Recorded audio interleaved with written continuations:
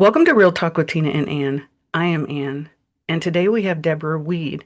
And if she looks familiar, she is because she has been on the show before. Deborah, I've had you on the podcast when it was just an amazing episode, and I was so thrilled to have you on the first time. And I'm even more thrilled to have you on the second time. And I think that we've become friends. Oh I yeah. cherish you as a person. You are the type of person who I respect because you don't hide your pain, your loss. You're transparent about the parts of you that are hurting. But while doing all of that, you're also allowing the joy in. And I really appreciate that about you. You allow overcoming to exist and you're honest. And the last time you were on, your husband, sadly, was at the end of his life. And I am so sorry for your loss. But you are in a new season, as we know that this year of firsts is one of the hardest because grief has a way of demanding things and skills, that we didn't even know that we were learning. And Deborah, you have been a writer, a creator, and the heart behind the Quills Up movement, a space devoted to self-worth, creativity, and telling the truth out loud. But today, we're talking about more than titles or projects. We're talking about what it means to hold joy and grief in the same body at the same time. And we talk about loss. We'll talk about the instinct to hide when the world keeps spinning, and about how art and how your musical, Paisley the Musical, becomes a light slipping into the cracks grief leaves behind. This is a conversation about loving deeply, losing profoundly, and still choosing to create, to live with purpose. So, can you talk about your husband and all the things about him and how long you were together? Absolutely. I'd be happy to. I'll tell you a little bit about our journey. When I first Yeah. met him, he was an attorney. And well, he still was 40 years when we were together.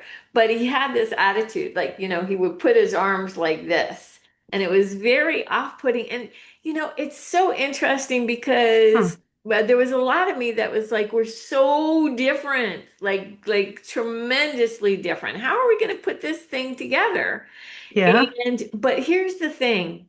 I had been married previously. This was my second marriage, and we had been literally at 10 places at the same time and had What? never met each other. And it was What? almost as if it was almost like a meant to be that it was Yeah. supposed to happen that way. And it was absolutely incredible. We'd go into restaurants and like glasses would fall to the ground, like when we were eating lunch. But one of the things when I wasn't with him, I used to go and I used to pray at this vacant lot, and I'm like, God, please help me find, somebody amazing or find a way. Mm, mm. And when we got together, his best friend lived next door. One day he's driving the car, and his next door neighbor, her best friend, lived right next to that lot. And it was like, how can that be? Uh, Absolutely, how can that be under those it was, circumstances? Really, really, really incredible. So it's kind of like a meant to be. yes. And I'm going to be as, honest as I possibly can with everybody myself. So many times it was like, what are we doing together? Because he was very logical. I'm very creative. I'm, like dynamic. He's very calm and all this stuff. Yeah. And the reason I'm telling you that is because there's been a lot of my life that, I had some physical challenges and still do. And there was one point, and one point Yeah. towards the end where I came to him and I'm like, I must be a burden. And it was the hardest thing I had to say Mm, because, he was going through his experience, 5-year experience of, leaving this plane. And here I was still, having mm. my own issues. And he looks at me and he says, no. You're not a burden. You've helped me to polish my soul. Oh my gosh. That's so beautiful. That felt so beautiful. It did. It just felt like here was a person who was going through his own issues, and Hmm. yet he still saw me. That, so I want to talk about that a little bit, if I may. Yeah, go ahead. Yes. There might be so many people out there right now who are hurting, who are going through something, who are in big trouble, and they feel that sense of being a burden.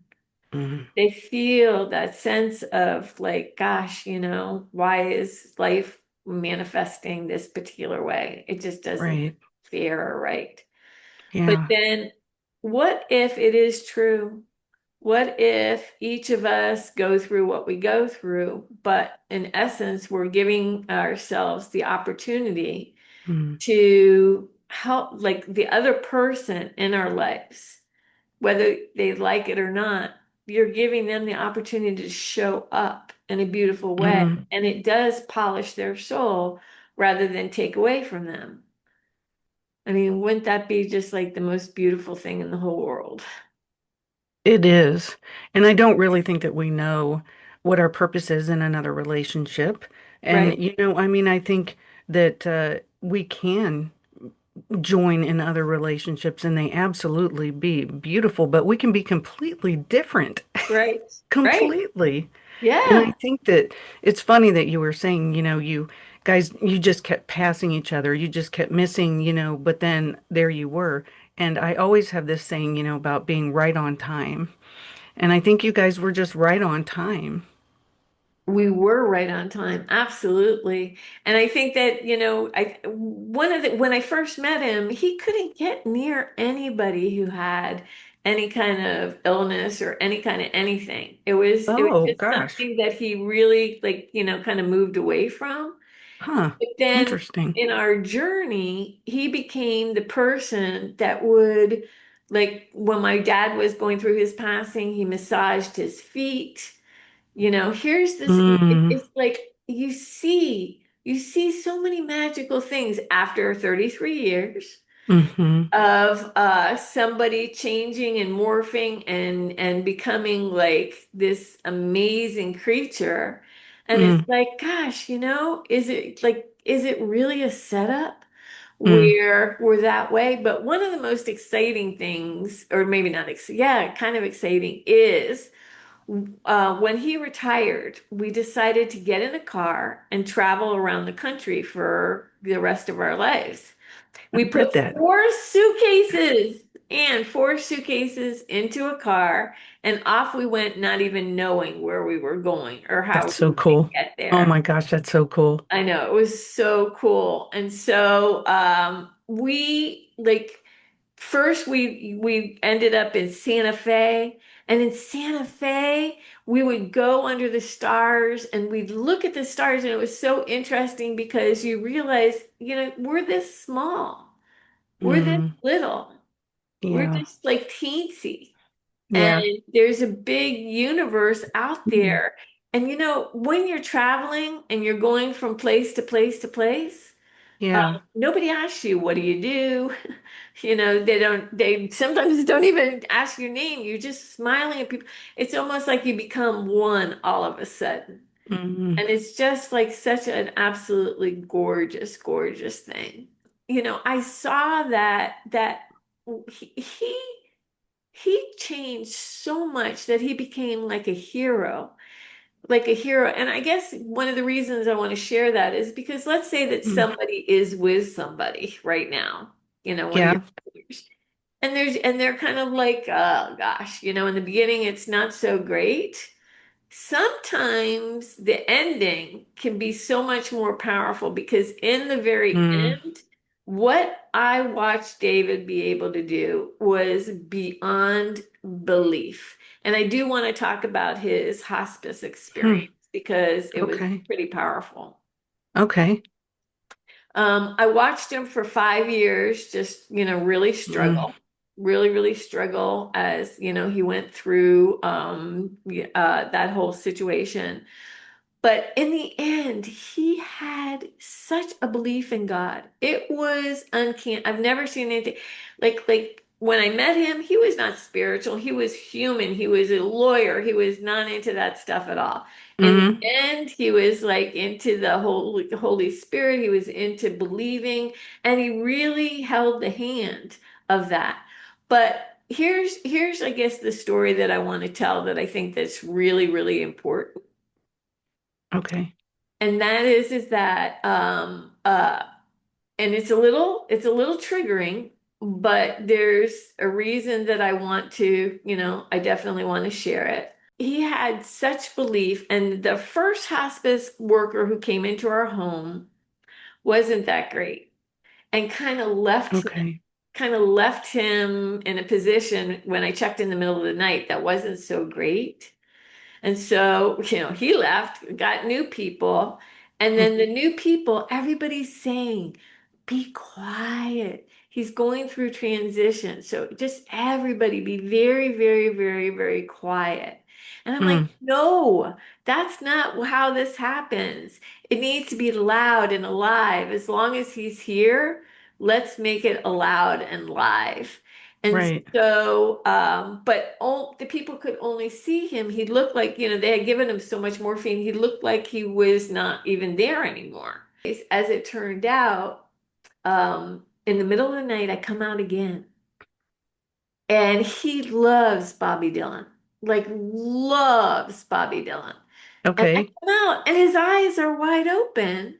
And the person who was there was so loving, Oh, so loving and kind. And he yeah. was like taking his leg and moving it up and down and making sure that he was See. okay.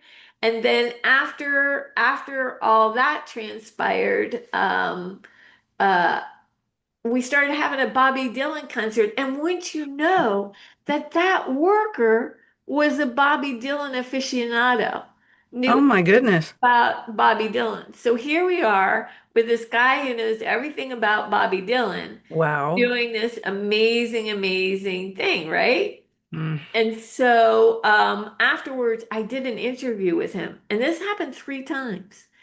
I did an interview with him, and I'm like, oh my gosh, hey, thank you very much. You're like amazing. You really brought joy to his life.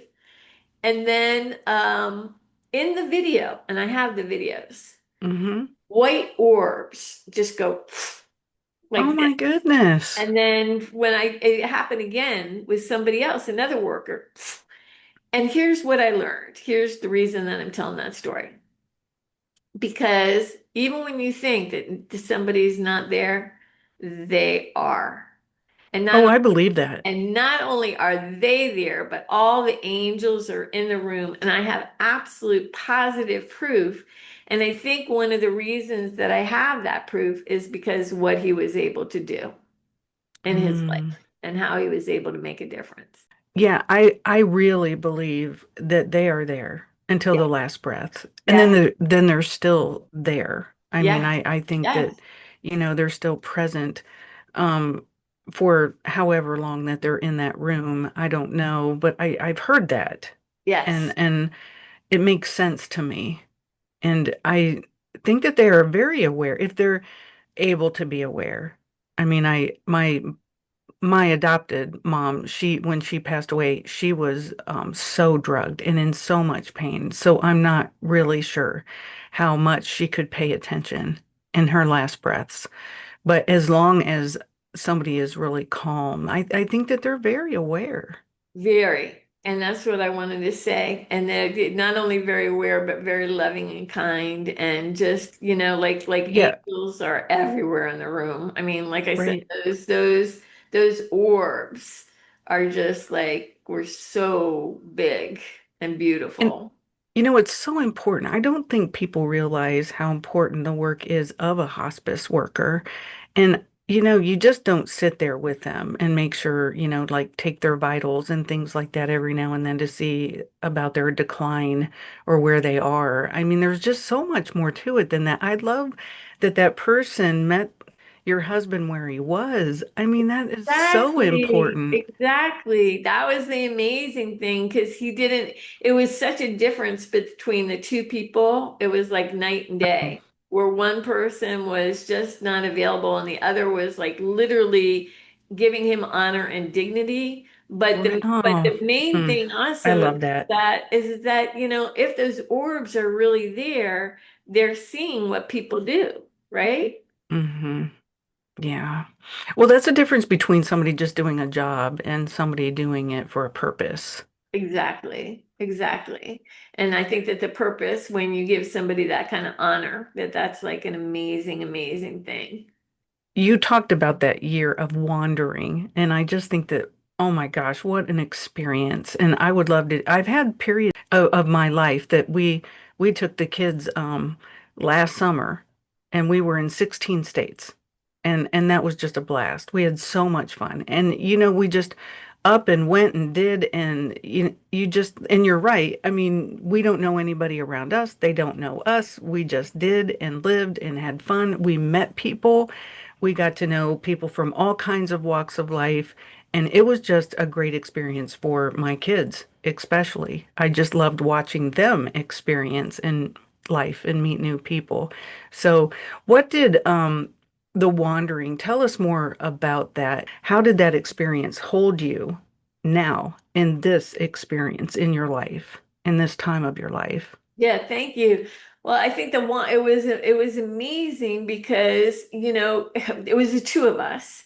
It's not like, it's Yeah. just two people on this journey to see things, find things, be in this unbelievable universe. But I think that it makes you realize that all the corporate, all the work that you do, all that other stuff, Mm, it doesn't really matter. You become one. When you have a job, right? You're doing your job and you feel like that is everything and that is your universe. But when you're mm-hmm. wandering in, it's sort of like you see what it's like to become one with everything. Does that make sense? And then also when you're with somebody and you're holding their hand, like Mm. I thought my trail was for me to go from here to Macy's. That's what I thought the trail I was. read that. You wrote that. I saw that. Yeah. I didn't realize that you can be on a Sedona trail with the red, with the red clay and with Mm, everything like so amazing, and you're just looking up and you're seeing the mountains and you're seeing the blue sky, and it just I guess the best way to describe it is it absolutely positively feels like you're part of the universe rather than you are the universe. And in that, oh, I love that. Oh my it's gosh, the I've never heard that. truth. It's That's the great. truth. And in that, you surrender or you don't feel any responsibility. It's just magical. And the things that would happen, like we'd be going down Sedona, and then all of Mm-hmm. a sudden we'd hear like a flautist playing on the Mm, mountaintop. And it's like, how can that be? How can there mm, be like, this wonderful flautist playing, amazing stuff out there mm-hmm. out of nowhere? And just to meet people and see them from a different vantage point because you're not Mm-hmm. working with them. And so Mm-hmm. the connection is very, very different, right? It's very, Mm-hmm. very like a very different thing. Yeah, I mean it's broadening our focus, I think, when we're doing something like that. I mean it's opening yourself up in ways that you don't normally open yourself up. Yes. So, yeah, I absolutely love that. I do want to talk about your song, Cosmic Hug. I did listen to it on Spotify. Can you talk about the lyrics? And I really did want to know if that was you singing. No, it wasn't me singing. I wish that I was that good. But right after David passed, five songs came through me, and this is one song that you can absolutely play. And, like if you want to put it somewhere in here. Okay, But okay, basically, the whole idea was that, you're devastated. You feel like your life is over and things are really, really not moving forward in the way that you would want to. And right. the cosmic hug aspect was like he transcended. After he passed, miracle after Mm, miracle after miracle happened. He told me he was a dolphin. He told me to look for dolphins. And so everywhere I went, there were just like dolphins here, dolphins there. It was just almost, it was absolutely Mm, incredible, that's really, neat. really incredible. So I wanted to convey from my heart what Mm, it felt like when you've got on one hand the devastation of feeling so alone, and then on the other hand, you feel like there is like a cosmic hug. The person is still there. They're not mm. gone. They're still I believe communicating that. with you one way or another. My dad died when I was 11, and I wish that I would have understood that at that age. I mean, I really didn't learn it until much older, so I felt that loss so much heavier when I was younger. But I've realized over time that you can still have a relationship with that person. It's just different. Yes. Yeah, it's just different. Somebody told me, and I love this, they said when somebody passes away, like she was explaining to me that she wasn't close to one of her parents. And she was like, but you know what? When somebody passes away, there's no personality there. It's just the soul. So Hmm. when there's just the soul, you can actually be closer to that person in a Hmm. weird kind of backwards way, if that makes Yeah. any sense. Yeah, that is interesting. I do believe that grief and joy can coexist. And we talk about it often on the podcast, and they do sit together like a teeter-totter, always capable of tipping either way. I think Right. you said that. Yeah, you just marked your wedding anniversary, Yeah. and you just moved through the first holiday season without your soulmate. And you mentioned something so honest that part of you wants to hide because other people's laughter reminds you of moments lost. I wanted to talk about that because I so relate to that. You do? Oh my gosh, yes. I mean, I can remember if it's I've had so much loss in my life. And sadly, I think it has really made me who I am, and it gives me purpose. Oftentimes, I think that that's where we find our creative side and where Yes. we find where our purpose is and how to help others. And I think that might sound strange to some people, but the loss of my dad at such a young age and my sister being given into the system shortly after he passed, it drove me here. It really did. I believe that it drove me to where I am. I think the things that could have been are the things that can hurt the most. You know, my That's a great dad way to put it. That is such a great way to put it. Yeah, my dad didn't get to walk me down the aisle, and I've been to enough weddings and the father-daughter dances to feel that loss that was instead of what could have been.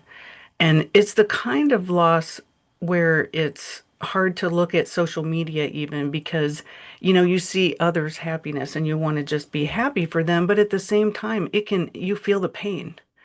And so you don't want to look. And I think that that's okay. Yeah, thank you. I appreciate that. I do think that I think it could be human. It can be very, very human because like 100%. for me, I was doing Paisley with everything I had, and Mm, it was like absolutely amazing. And then, our anniversary came and Christmas and all this stuff, and mhm, I feel like I fell into quicksand. I feel like, and I'm giving myself the grace and the time to just say, that's okay. Whatever happens, that's mhm. okay. You don't have to Yeah. be beyond what you can do at that particular time. So, there's a part of me that's like, after 5 years of going through a journey with somebody where, Mm, it's operation after operation after operation, it's kind of like you want to get to the good part. But I mhm, guess that's not how life works. Sometimes, because he turned out to be my everything. He turned out to be like the mhm. best soulmate. I mean, the way that he was able to manifest and change was like remarkable, absolutely remarkable. So, That's just so beautiful. But there's nothing wrong with giving yourself a chance to breathe. right, Time. right. I think that that's completely normal. Yeah, I think so too. And I think, and I'm holding hands with anybody and everybody that's going through anything like that too. Because, See, isn't that a blessing? yes, Isn't that to be yes, able to sit with somebody else that's yes, feeling pain too? One of the yes, best advice that I was ever given, and I was in my 20s and I was I don't know. I guess I don't like that statement, young and dumb, but I was. I mean, I was really in my pain and feeling bad for myself and on, and drinking a lot and a lot of bad choices. And somebody said, go help somebody else. It was the best advice ever. I love that. I love that. I love Yeah. Yeah. It really does help us get outside of ourselves. And I have spent the rest of my life helping other people. And I'm so glad that somebody kind of kicked me out of it. You know, it was good. Yeah, You know, that's a I guess that's the most beautiful thing that you can do. And thank you for bringing that up for me, because one person is enough, right? people, like I said earlier about right on time, I have had the right people at the right time at Yeah. times in my life. Yeah. Yeah. That just kind of, gets us to that next step. Yes. I understand. That's so beautiful. What else were you told to do? Oh, you mean Or outside was, of that? yeah, or was that enough? That was enough. To tell you the truth, I mean, that was decades ago, and I still remember it. It still sticks in my mind. That's how much it meant to me. I don't know. It must have been like a message from God. Like it was a core memory. It went right to who I was as a person. And I went, yeah. I'm not going to say I was done with my stupidness. I hate that word. I'll change that. I don't want to say that I was done with messing up a lot because I wasn't. I was in my 20s and I Right. didn't have a lot of guidance. So um, I did still make a lot of mistakes and I was still out there drinking and doing all the wrong things. But one day I woke up and I was tired of being tired. And I sick and tired of being sick and tired, I guess you could say. And that was it. I said, I'm done. I'm not living like this anymore. And I didn't. I just changed. What else did you do to change? Like, it just changed because you just made a decision. Was it just a decision? It was a decision. Wow. That was it. I Wow. was just tired of it. Yeah. I was making all the wrong choices. I was living in ways that even I wouldn't have made choice, wouldn't want somebody else to live like. And Right. I just said, this is it. I'm not going to live like this anymore. And I chose, and it wasn't a decision that I had to constantly make and revisit, it was something that I was done. I was ready to move on. Wow, that is so, but look at what you've been able to accomplish and how many people's lives you're touching. Oh my gosh. So from that to help people, you're not only helping your family, but you're helping so many others by, having the podcast and really making a difference in every which way that you can. That's like amazing, Ann. I mean, I said that from the day, and this is really personal, and it's in my book too. I'm writing a book, but it's one of those things where the day that my voice was taken away from me when I was a child, don't tell. You're not allowed to talk about this. Plus, I was autistic and I had a lot of problems and different things from things that had happened in my life. And so my mom had said, you're not allowed to tell that my sister was being given away. You're not allowed to do this or whatever. And after my sister was gone, and I just swore to myself that I was going to eventually make a difference. I knew that I was. And I am very thankful for this platform and for any way that I get to speak because I feel like I'm speaking for my sister too. I feel like I'm speaking up and I'm using my voice in ways that I wasn't able to when I was younger. So, yeah. I mean, isn't that the way it is though, that we take the things, our pains and hurts and that's why I always say on the podcast, there's purpose in the pain. There's Yeah. purpose in it. And if we can tap into that and use that to help other people, I mean, that's what it's all about. Yeah, that is what it's all about. What a beautiful thing. What a really, really beautiful thing. I have my kids, and that they are special needs, and it causes me to see other families, like what we were talking about earlier about wanting to not really face and look at happy families. It can be hard at times, but I know a lot of people who have kids in typical sports and things like that. And I'm like, oh, yeah, I wish that my kids could do that. And I get those thoughts and feelings every now and then. But as much as I feel that, they're on a Special Olympics team, and I am so proud Oh of my them. gosh, it's Uh, amazing.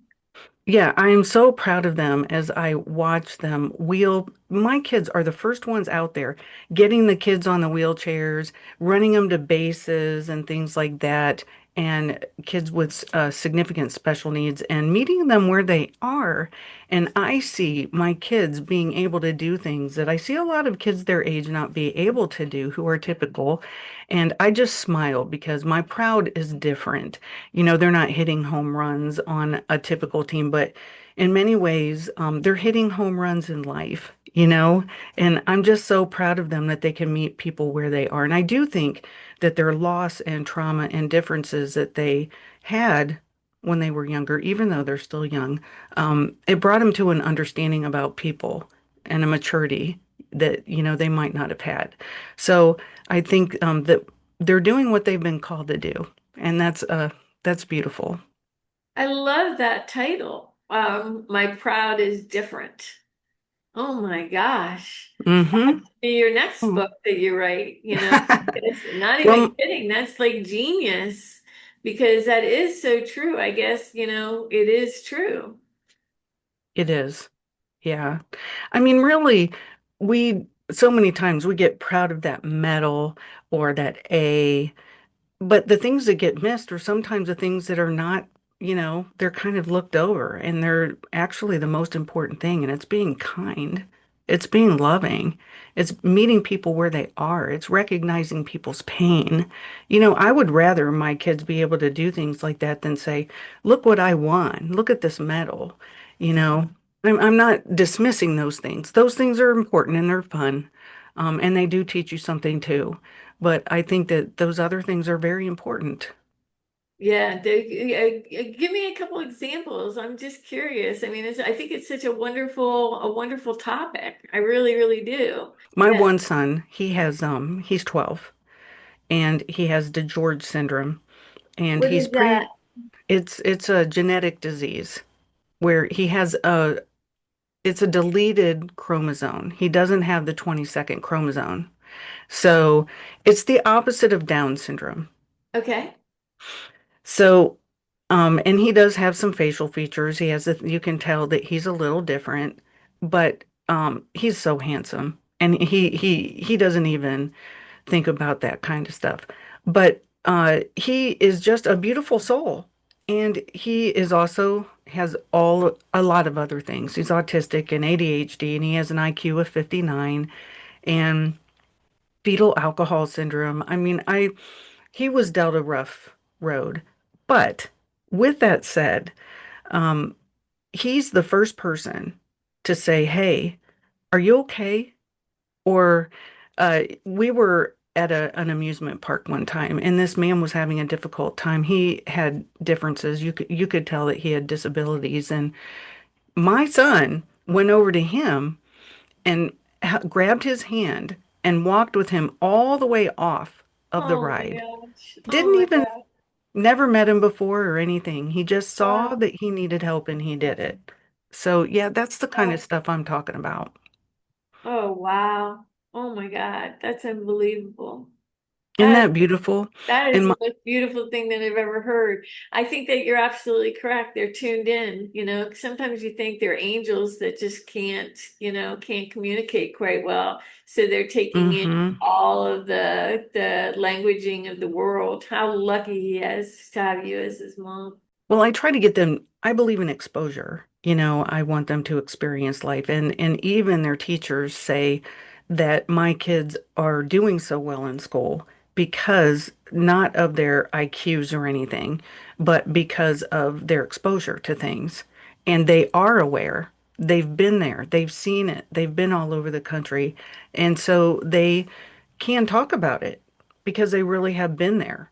And I think that that's so important. Yeah, that's like, that is so important when you put it that way. But man, oh man, to have somebody just like, really get that that person was in trouble and for him to be the one to hold Yeah. it in, that's pretty freaking incredible. It really is. My 9-year-old went up to we go to New York. I love New York. And he always goes up to people who are homeless, and he starts conversations with them. He makes sure he talks to them. Oh my And gosh. he has said to them, I will be back. I'm going to get you something to eat. Oh my And gosh. his heart is just so big. Yeah. Oh my gosh, Ian, Yeah, that's it makes me want to so cry just even thinking about it because he's just got such a special heart. And he's the one that he's not in school right now because he gets too sensory overloaded and he gets so upset so quickly. And so I keep him home. But he absolutely will go up to the kids at school when he was there.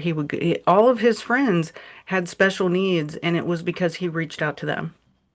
Yeah, and those wow. are the ones that he misses. So, yeah, I'm really proud of him. I think he'll Wow. go into that. He could go into anything, because he really is gifted. But I think that he might want to go into that where he's helping people. It sounds like he's already helping people, so it's like a natural thing. Hmm. You must be Yeah. so proud. That's like, that's really, really incredible. Because I guess the commonality is that, when David was going through his surgeries, one after the other, after the other, after the other, you know, Hmm. you lose your capabilities, you lose your lawyerness, you lose your humanity to Hmm. a certain extent. You're just like, Yeah. fragile. And it's like really an honor to sometimes it feels so hard, but there's so many also gifts of who that person is or what they do. Hmm. Pretty Hmm. incredible. And with your kids, for them to be able to come from where they came from and be able to love as incredibly as that they do, that's just a miracle. I think that we all instinctively, hopefully, instinctively have that love within us. And Yes. it's just being able to allow it to come out and have the freedom to feel that you can. And I Yeah. think that that's the gift that I've given my kids. So, yeah. I do want to talk about firsts. Um, you're in a year of firsts, and you are learning a lot, I'm sure, and how you're learning to let joy exist without feeling like it's a betrayal of love. How is that? Well, if I'm honest, hand on heart, I Mm-hmm. was joyful when he first passed because I feel as though, I got dolphins all the time. I felt him. It was amazing. It was tremendous.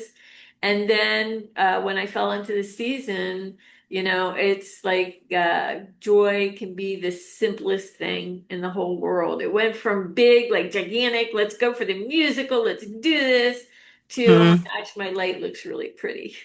It's kind of like gone to that. It's gone that far down. So I think, I didn't anticipate this. I thought I had pre-grieved. I thought I had done a good job, but Mm-hmm. obviously I have not.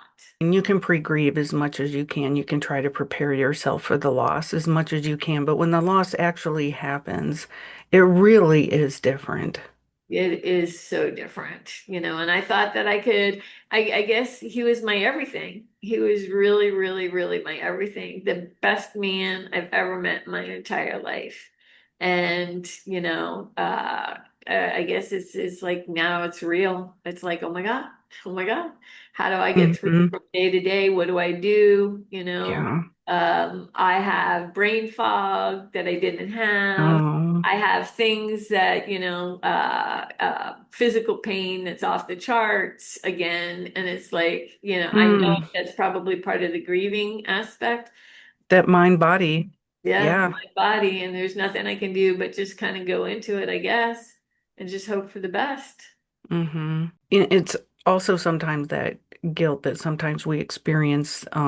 Maybe it's survivor's guilt. I'm not really sure of being able to continue on and be who we were without them. And I think it's very difficult to do that at times. And it could be a child or a sibling or whomever. I mean, we're enjoying while they are no longer with us or if they are hurting.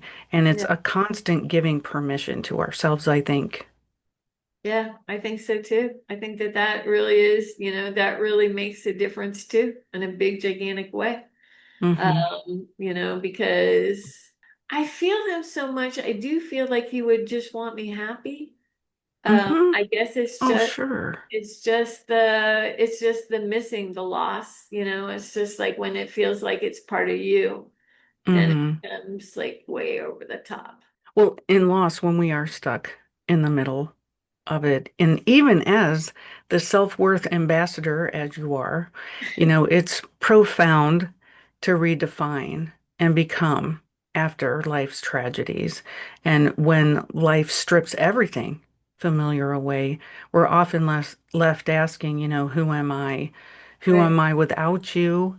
Who right. am I without the roles and the routines and with the person that I love the most? And it truly is a time of taking a breath, like I Yeah, said to you.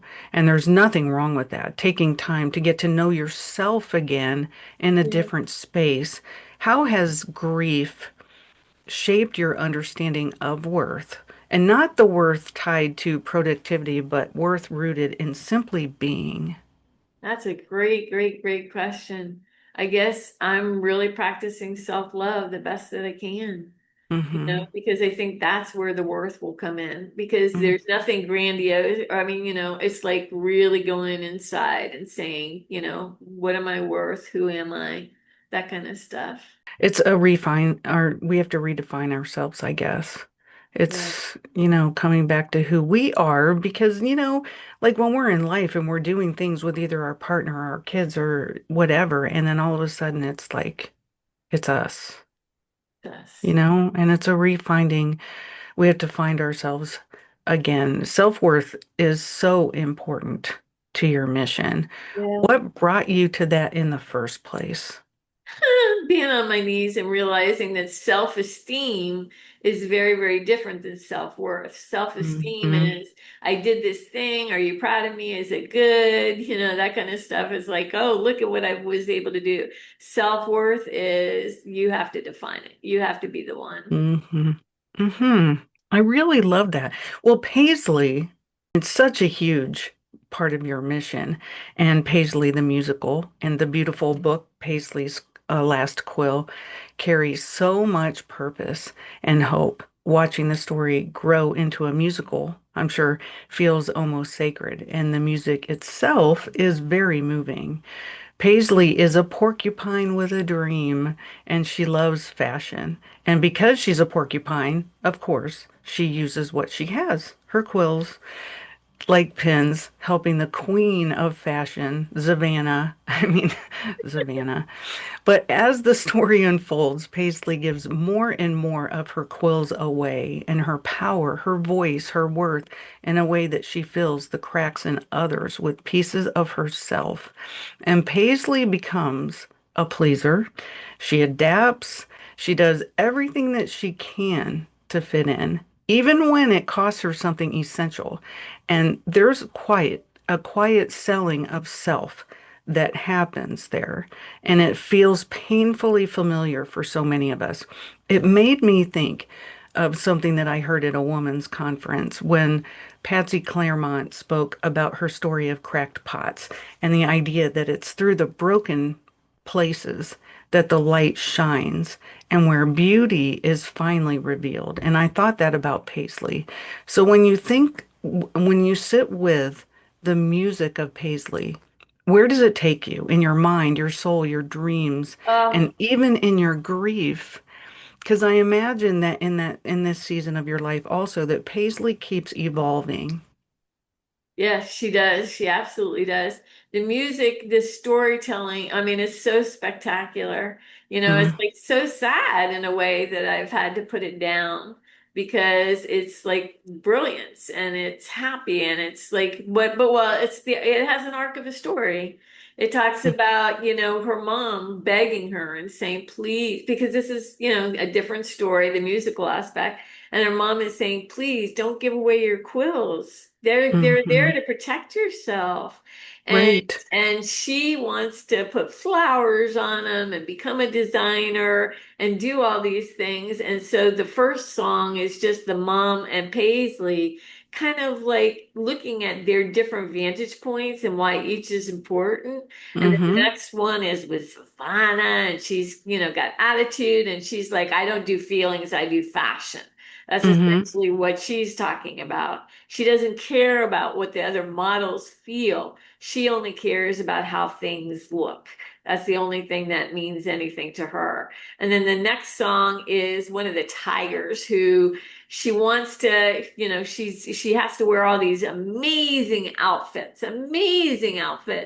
couture. But the only problem is she wants to be a rocker. So it's a rock song and it's got attitude and it's like, let me roar. That's the name of that one. And then the next one is where Paisley is told by all the other porcupines, don't give your quills away. Don't do it. We did. Hmm. We're Hmm. practically here and look what's happened to us. And so, that's one of those songs that's like, oh, it's gripping and amazing. And then the last song that I did, 5 songs is what I've created so far, is called No One Stood. And it's where Paisley did so much to help everybody else, but nobody was there for her. She's Hmm. all alone. And so it's like, so the arc, what you were asking, it's the arc of all of our stories. It's the arc Hmm. of what we go through and how we go through it. And hopefully it will just touch people. People who listen to the music, they cry. They Hmm. cry, Hmm. because they're really moved by it. It's so So, many of our lives. yeah, Yeah, we understand it. It takes us to a place. What makes Paisley's story so fascinating is how she gives more and more of herself away to others, like you were saying. And yet, at its core, this is really a story about reclaiming your power yeah, after surviving a cutthroat world that depletes us. And I think that that theme translates in just about every industry, any space, any life where people feel drained, overlooked, or used up. And we all know what it's like to live in systems that yeah, take more than they give. In Paisley's world, one voice, the dominant, it's Zavana. Did I say it wrong, Savannah? yes, yes, yes, Savannah's Luana. Zavana, sorry. I think of Savannah Guthrie, so that's Yeah, yeah, where yeah, yeah, yeah, it's yeah, spelled almost yeah. the same. It is. So Zavana rules, of course her name would be Zavana, rules with obsession, perfectionism, and demands for obedience. And in that kind of environment, it's easy to lose yourself. It's easy to shrink, to Yeah, confuse approval with worth. And this story becomes about what it costs to lose your power and what it takes to fight your way back to it, because reclaiming your calling, reclaiming who you are, takes enormous courage. it takes all the courage in the world. Yeah, it does. And little by little, And we little by give little, them, because in the story, she's down to one last quill that makes all the difference in the world. Because she figures out a way with a friend to kind of keep on moving forward. well, and like you were just saying, and before we even realize it, there's nothing left. Yes, there's And that. we allow the Zavanas in our lives to slowly rob us of who we are. And sometimes it isn't even a person. It can be grief. It Right. could Yeah. be Yeah. any Zavana could come in any kind of form. Absolutely. Loss, Anything. tragedy. It could Yes. even be ourselves. Yes.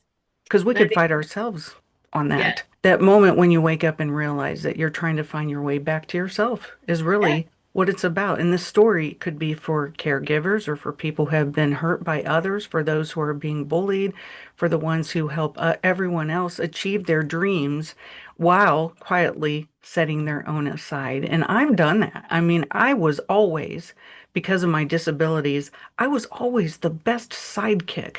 You know, I was always, I'll help your dreams come true. But and then all of a sudden I started doing my own stuff. And even when I was doing something beautiful or successful, I would look down. hoping that no one would notice. Isn't it remarkable what we go through just to find ourselves again? Yeah, it is remarkable, but look at how much you found of yourself. It's brilliant. It is brilliant. So I guess at the end of the day, that's really what matters. And for you. I mean, your books are just so, they, you know what? They're not really children's books, and I love children's books. I mean, Yeah. I go to the children's book section when Yeah. we and it has nothing to do with my kids. I mean, Yeah. I really do enjoy sitting down and picking up, and it's the pictures, of course, but it's the storytelling. They get back to what's really important, I think. Yes. So, I mean, your book is kind of, I guess you could say, a children's book, but I think it's so much more than that. Thank you. Thank you, Anne. I so appreciate it. So, like you said, Paisley was down to one quill, and I think all of us can relate to that. What does Paisley teach us about worth? What lessons do you want people to really hear today about starting over and reclaiming yourself? When you believe in yourself, anything is possible. When she's down to the last quill, she feels like, she was saying like, I have one quill left, nothing. Mm, It hmm feels like nothing. But when hmm she uses it in a different way than she had ever used it before, a whole universe opens up to her. So hmm I guess no matter what anybody's going through, there's still the possibility of something different. Um, hmm right around the corner, even if you're down to your last. I remember coming to somebody one time and saying, but I only have like an ember left. And they said, yeah, but if you blow on an ember, it can My gosh, that's spark so everything. beautiful. Isn't that I beautiful? love that. I know. I've been told so many really, really cool things. See, there's such great messages that you can just hold on to, and even if it's just for a few seconds, to get you to the next second, to get you to the next second. I mean, words are so beautiful. Words are everything. They can be the thing. I mean, obviously they're translation of our heart. We're saying words that are from Hmm our heart or from our mind or from our stomach or brain or whatever. But it's our communication system of the heart, essentially. hmm And so if hmm somebody says the right things at precisely the right time, that means everything. Yeah, oh my gosh, absolutely. As I told that story earlier, yes. There's a question that keeps coming up for me as I sit with Paisley story. And in this, it's this.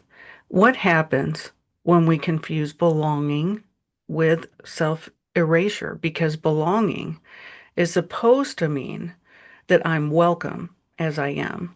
But self-erasure is when we slowly become whatever we think that we need to be so we don't get rejected.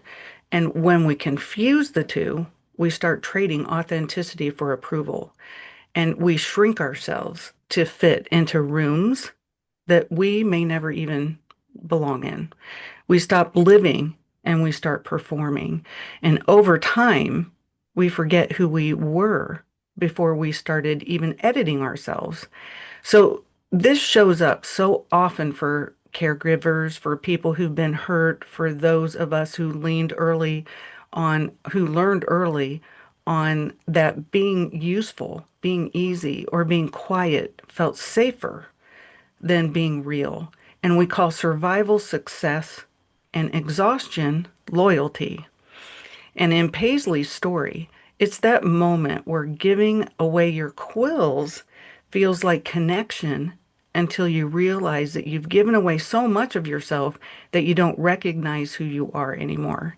So when reading your book, I find myself asking, where did I mistake being needed for being valued? Where did I confuse fitting in with true belonging? And what would it look like to belong without disappearing? Wow, that is huge. That is like that's command performance right there. And I think that you said it so eloquently. and so eloquently. I think that what you just said is absolutely brilliant. And I think so many of us do it because one of the basic things about Paisley is she so desperately wants to belong. Mm. We all want to belong. We're Hmm. willing to do almost anything to belong. Yeah. And Hmm. we are willing to erase ourselves to be able to, fit in or do whatever it is so that we get love. So, some of us Hmm. take breadcrumbs rather than waiting for somebody who can be fully there with us and for us. And that's Hmm. like, really, really a sad thing.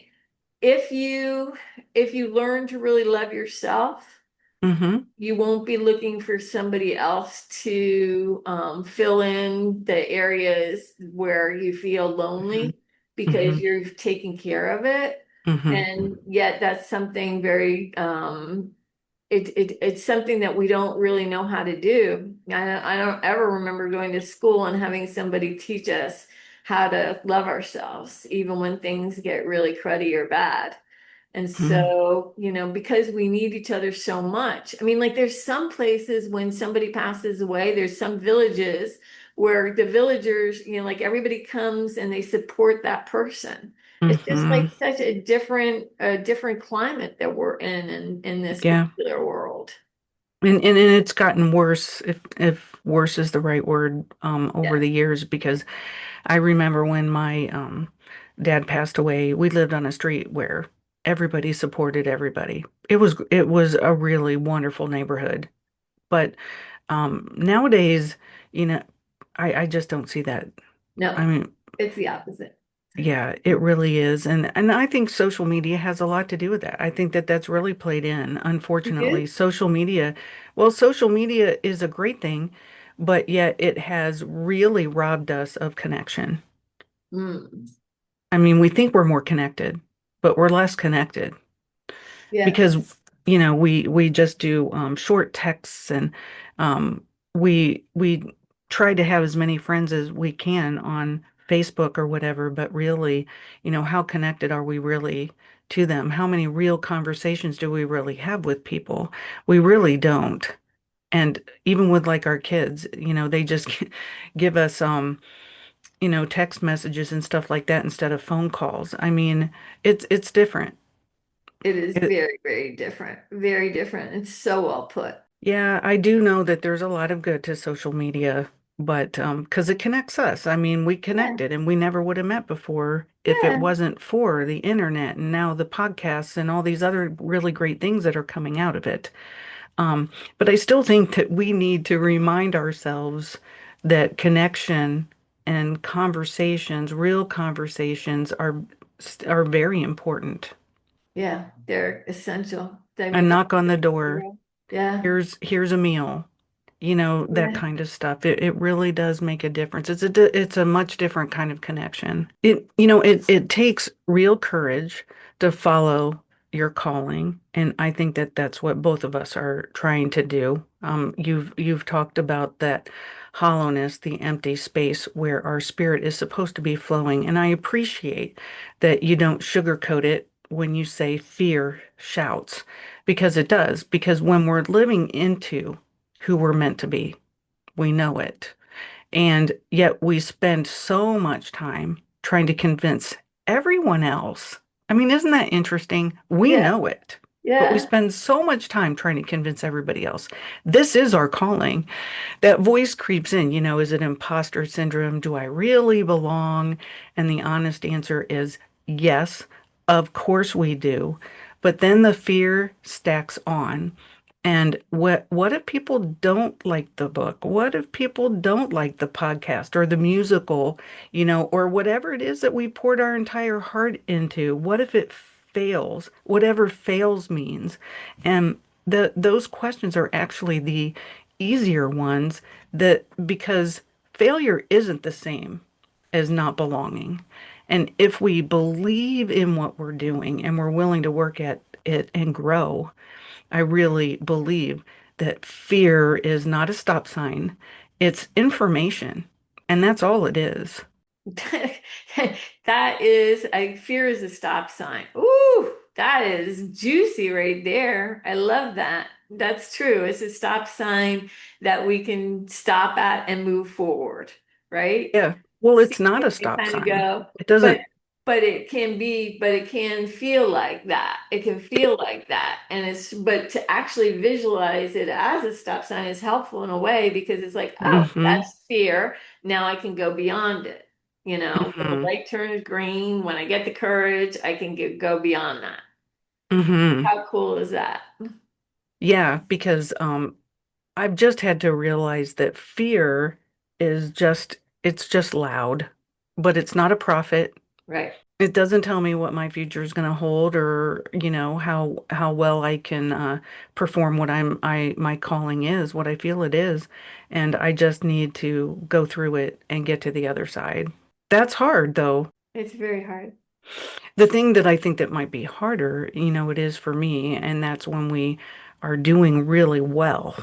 And when things are growing and things are going well and people are noticing, the question becomes, what if I'm seen?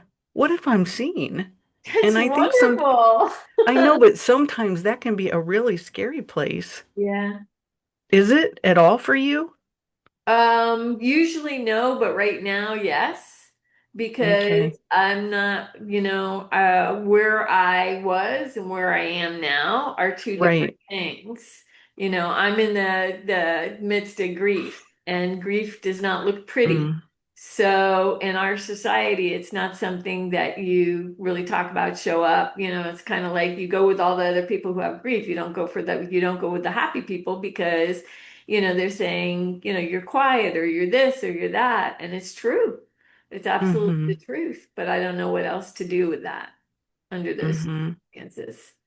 So, Do you do you know other people that have experienced loss? You said that you were sitting alongside some people. Are you a it's different. Everybody mm, experiences yeah, it in a different way depending on, absolutely. where they are or what's happening. It's like a whole different thing. Hmm. And that's why I always say, I guess it's good that we have the stages of grief, but they don't make sense and Yeah, they are all over the place and we yeah, never experience it the same way. right, Nobody does. right. Yeah, it's so true. Yeah. Yeah, no, it's different. One thing that I'm learning is it's different I've met people who have been in grief for 3 years, 10 years, still Mm-hmm. really hurting. And then, I'm kind of like 3 or 4 months out. So it depends on, I don't think that there's any right or wrong in this. Whatever it is, I guess it is. I'm glad that that's where you are because I think really in everything that we go through in life, that's the best place to be. Yes. That really is. I mean, not what somebody else thinks that we should be doing, no other people's definitions of where we should be, but it's like what you have. And I really love this. I went onto your website, paisleyfashionforest.com, and I loved this. The moment I stopped waiting to be chosen and chose myself, I mean, I read that quite a few times and wrote it down. And That I makes was like, sense. oh my gosh, That makes I sense. stopped waiting to be chosen and I chose myself. I mean, I think that we all have to forge our own path, of course, and become what we believe we were brought here to be. I mean, and not wait for anyone else to choose us. Right. And we have to believe in ourselves before anyone else does. Yes, exactly. I think that that's just so important. What an important message. You have such great messages on your website. Thank you. I so appreciate that, Ann. It means the world to me. Yeah, I put my heart into everything, and if I can touch one life, oh my God, that's amazing. That's the best thing ever. We really, no matter what, have to hold on and do what we feel that we were meant to be. And I believe that your purpose is to be exactly who you are right now in your life. And Mhm. that might not really feel like it right now. But if you could talk about your purpose and your mission and everything behind what your projects are about. Just to inspire people to keep their power. We give away our power just like Paisley ended up with one quill and she felt like she had nothing left. That's how Hmm. we feel, like we have nothing left. And if we know that we matter and that we're important and that kind of stuff, it just means all the world to know that don't give away your power, keep it. Understand that self-worth or self-love is really the answer. Looking to Hmm. belong possibly is not. It's not Hmm. necessarily the right thing to do under, because if you give yourself away and then you're like, well, who's going to replenish me? Yeah, not nobody, hardly. So, and if you live your dream, Hmm. if you live your joy, that could mean everything. Absolutely everything. You've written that grief is love fully lived, and you describe loving fully as opening your heart, like is like a parachute. So when grief comes, you feel it all the way, and somehow that full feeling is what brings healing. And I believe that. I say that all the time, about going through.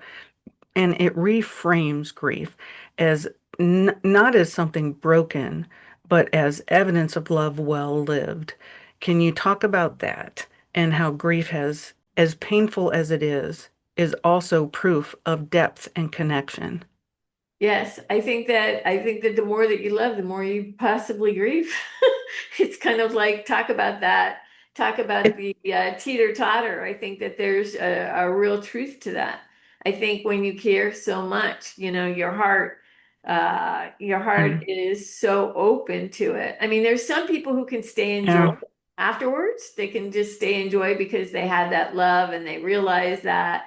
And there's other people who it's like I guess it's like when you realize that they're not coming back, that they really are gone. There's so much, I've seen so many people who can just be in that joy place.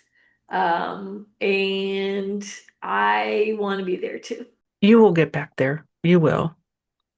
And again, it takes time. There's nothing wrong with having periods where we hurt and we need to sit in that sometimes. And Yes. that's totally fine. I do want to talk about your other books because I love your other books. The Luckiest Penny is such a beautiful embrace of our differences and that journey towards unconditional love. Again, it brings us back to questioning our worth and what truly matters. And then there's If Only, which feels especially poignant in this season of your life because it speaks to broken hearts, unexpected tragedy, and the daily struggles that can leave us feeling overwhelmed and without hope. Even, I mean, every single one of your books and your mission with the musical meets people exactly where they are hurting. And you reach into those deep places and help them find their way back, reminding them that they still have purpose. And you are doing that even with your own pain.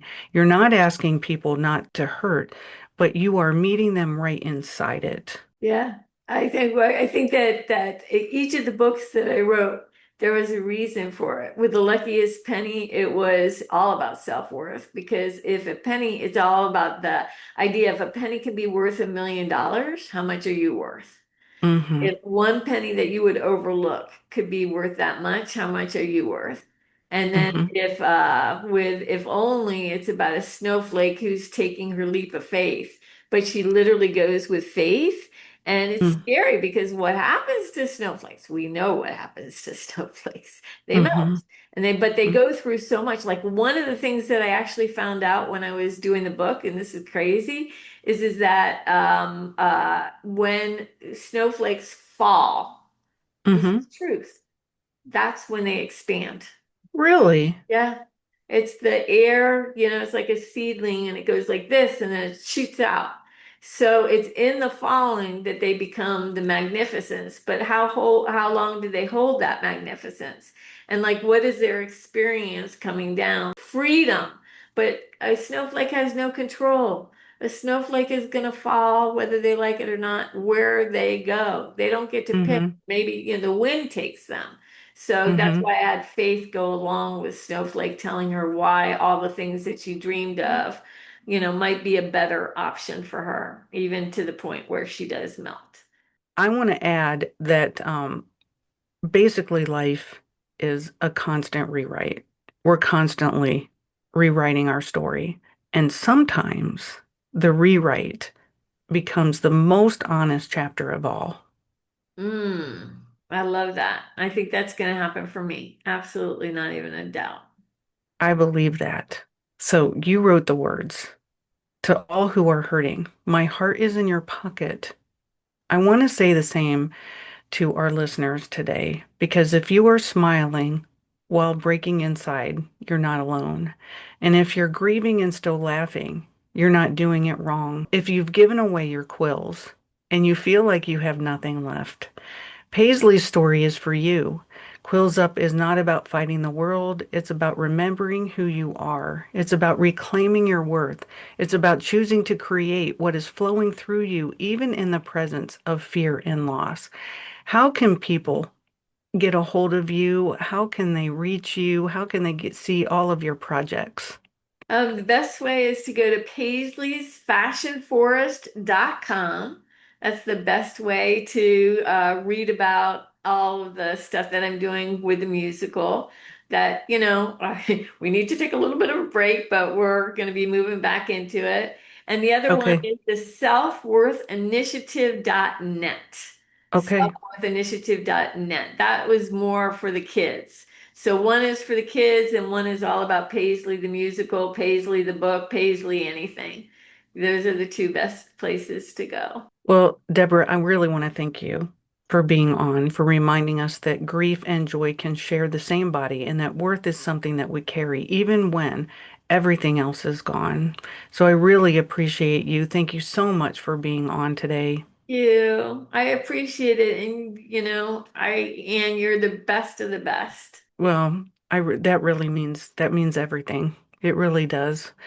Thank you for listening and watching as we're on YouTube and a bunch of radio stations and TV stations out there too. So thank you for being a part of Real Talk with Tina and Ann. And as always, there is purpose in the pain and there is hope in the journey. And we will see you next time.